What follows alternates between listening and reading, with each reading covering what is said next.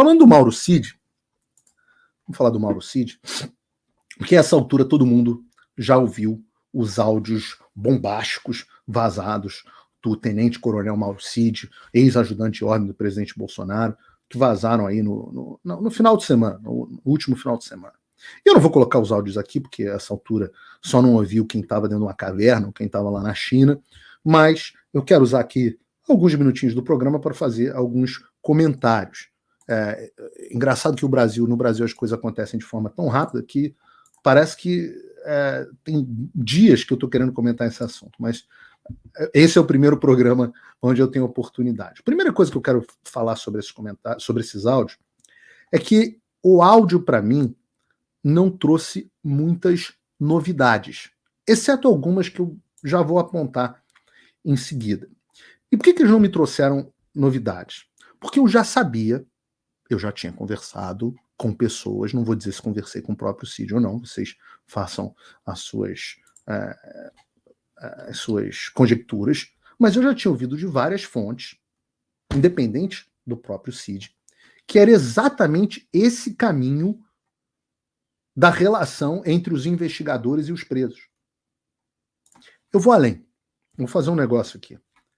Eu vou revelar aqui no programa que havia outro preso, há um outro preso pelo Alexandre, que me relatou, em condição de anonimato, exatamente a mesma situação. Na verdade, pior. Situação pior que esse me revelou. É um dos presos pela ditadura do Alexandre. Esse sujeito me contou em detalhes que, com frequência, os policiais federais ficavam falando para ele, chamavam ele para conversar e falavam: nós queremos algo sobre o Bolsonaro. Ele deve estar assistindo. Ele assiste sempre, já me assistia antes. Sabe quem é? Ainda brincou comigo, dizendo que queria revelar um caso de roubo do Bolsonaro. Aí os investigadores ficaram super animados. Aí ele chegou lá e falou: olha, eu vou confessar um negócio para vocês, o Bolsonaro rouba muito. Rouba muito fazendo flexão. E realmente ele tem razão, não está mentindo. O Bolsonaro fazendo flexão é uma desgraça. Esse cara me contou que um dia, ele preso, enfiaram a porrada nele dentro da prisão. Enfiaram a porrada. E aí, com ele todo arrebentado, a Polícia Federal chamou ele e veio com aquele papo. Poxa, que tristeza isso que o senhor está passando, hein? Mas isso pode acabar na hora que o senhor quiser. É só o senhor fazer uma colaboração, o senhor vai sair daqui. Oi, eu vou ter que parar o vídeo só para te atualizar. A perseguição implacável continua. Desde dezembro de 2022 eu continuo sem passaporte, com as contas bancárias bloqueadas, redes sociais banidas no Brasil e muito mais. Agora estão vindo atrás de mim até porque eu contei para vocês os bastidores do que acontecia com os militares. E a novidade é que o Locals, onde muitos me apoiavam, fechou o acesso aos brasileiros por conta do STF. Então criei uma nova forma de você me apoiar diretamente. Você pode ser agora meu apoiador com uma pequena quantia por mês e ter acesso a vários conteúdos exclusivos, ou você pode agora também ser o meu patrono e passar a integrar comigo o meu grupo de elite, um grupo fechado de WhatsApp só para os patronos, além de fazer reuniões de Zoom mensais comigo para a gente discutir a situação do Brasil e do mundo. Se você quer que eu continue fazendo o meu trabalho, me apoia, use o link da descrição e eu garanto que eu vou continuar fazendo a minha parte. Muito obrigado. Vocês entendem que quando eu chamo esses caras de capanga, eu não estou brincando? Vocês entendem? Gestapo. É isso que parte da corporação da Polícia Federal virou. Vejam o documentário na Netflix chamado Homens Comuns. Eu não vi o documentário ainda, mas ele é baseado no best-seller absolutamente fantástico chamado Ordinary Man, que mostra como homens comuns se tornaram torturadores nazistas. Vocês vão entender o que eu estou falando. Não estou dizendo que é igual. Estou explicando como é o processo de deterioração de homens comuns que estão cumprindo ordens. Como que homens comuns se corrompem a ponto de virarem capangas. Ai, mas Paulo, você é neto de ditador. No governo militar tinha tortura.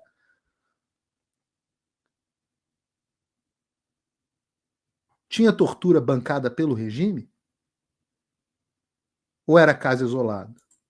E esses caras que estão aí? Essa tortura, isso não é tortura? E essa tortura, tem anuência do regime ou não tem? Ou o Alexandre não sabe que isso acontece?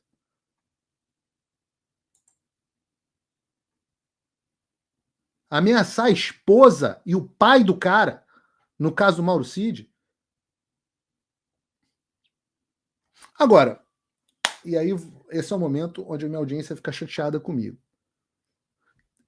O outro motivo pelo qual isso não me surpreende, esse expediente, é porque ele é igualzinho ao que era feito na Lava Jato.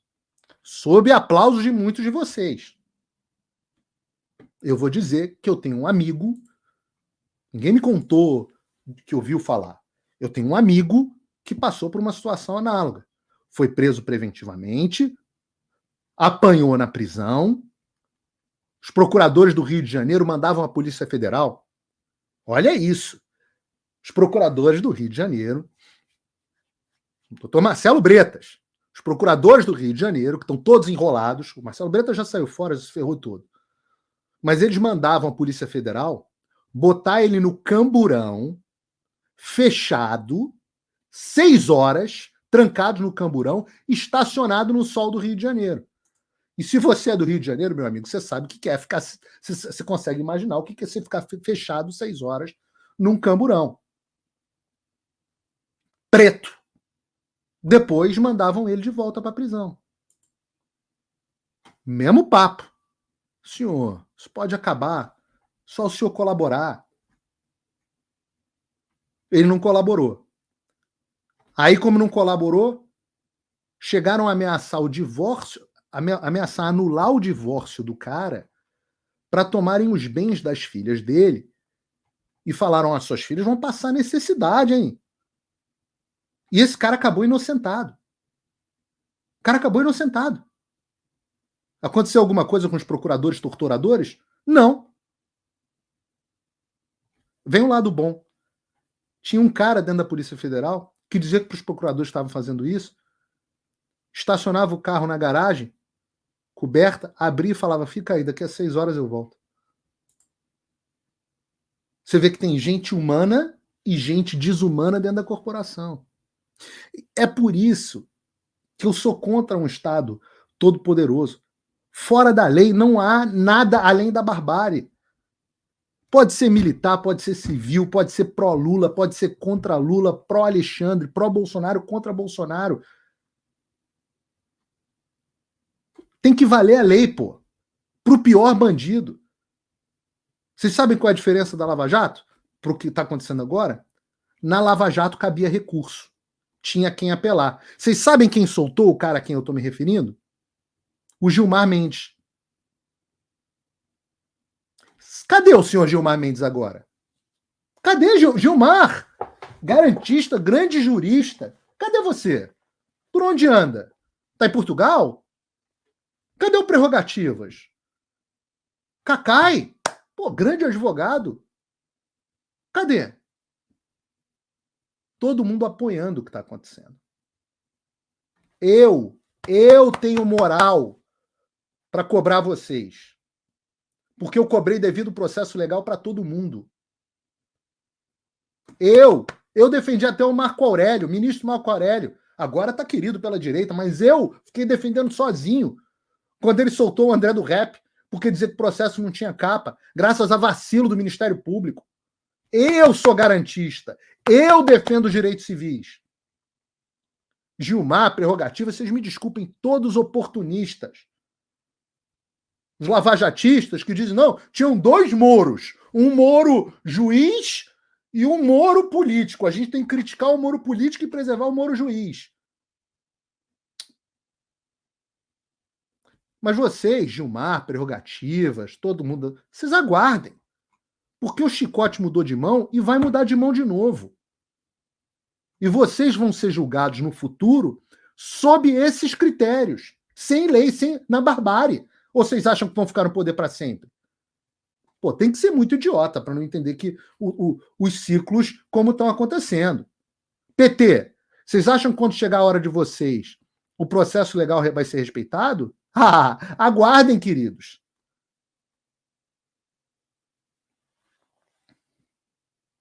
E é claro que depois do vazamento do áudio do Mauro Cid, que a gente não sabe quem vazou, né? A quem interessou o vazamento?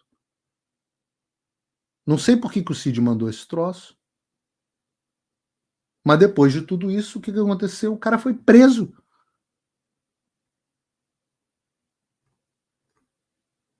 E a imprensa dá uma cambalhota para justificar a prisão, a vergonha, a cobertura da Globo News. Vocês são os sem vergonhas. Ah, não, se suspeita que o Cid esteja fazendo jogo duplo. Com quem?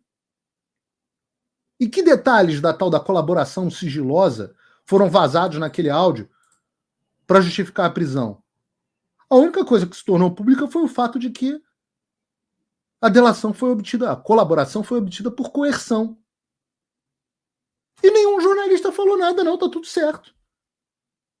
Não, o César Tralli, da Globo News, em vez de falar assim, pô, caramba, delação, tem que investigar isso aí, o cara tá alegando que é colaboração dele, em privado, dizendo que ele tá ferrado, que o Alexandre, que já não há mais lei no Brasil, temos que apurar isso. Não, o que o César Tralli, na Globo News, comete um sincericídio.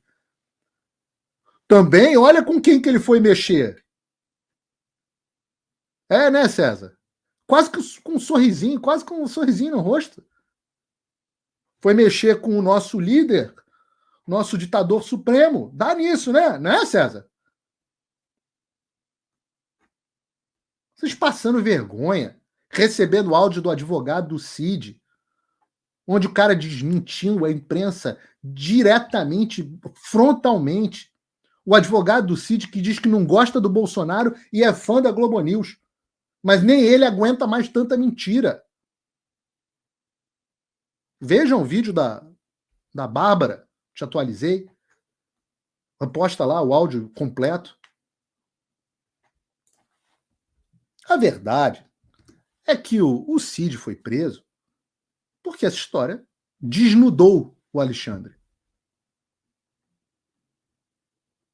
Agora a gente soma ao rol de crimes do ditador, que vai parar no Tribunal Penal, o crime de coerção de testemunha.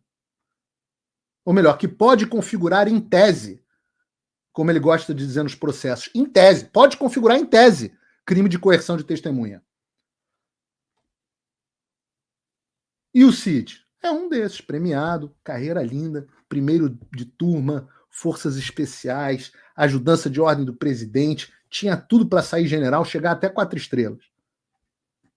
Como é que ele disse? Foi quem mais se ferrou e agora se ferrou muito mais. Só sai da prisão quando cai o regime. E o comandante do exército? Cadê? Para proteger o soldado dele desse absurdo. O que o comandante do exército falou quando ele ouviu a história de que um militar estava sendo coagido,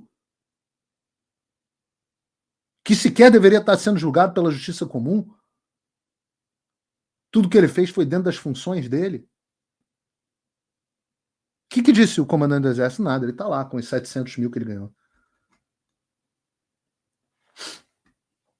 Meu último ponto, que não nessa história, que não quer calar. E essa tal dessa reunião do Bolsonaro com o Alexandre na casa do Ciro Nogueira, hein? Eu já tinha ouvido essa história. Ninguém vai lá perguntar ao Ciro Nogueira? Nenhum repórter? Ninguém vai perguntar ao Alexandre? Eu vi o Bolsonaro ontem sair do carro por causa da reportagem do New York Times, já vamos falar sobre isso, cercado de repórteres para falar do negócio da embaixada na Hungria. Nenhuma pergunta ao Alexandre sobre essa reunião com o Bolsonaro?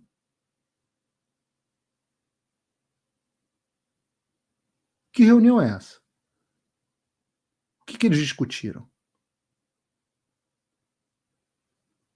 Será que o Bolsonaro faz mais um acordo caracu?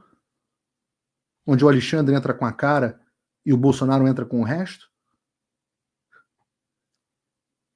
Ele é o rei desses acordos. Bolsonaro. O rei do acordo com Caracol. Nem vamos falar de setembro de 2021 aqui hoje. Não vamos falar. Eu digo para vocês, eu já tinha ouvido falar dessa reunião, nunca pude corroborar, por isso nunca trouxe para vocês no ar, mas não é possível que agora que é público nenhum jornalista tenha curiosidade a esse respeito.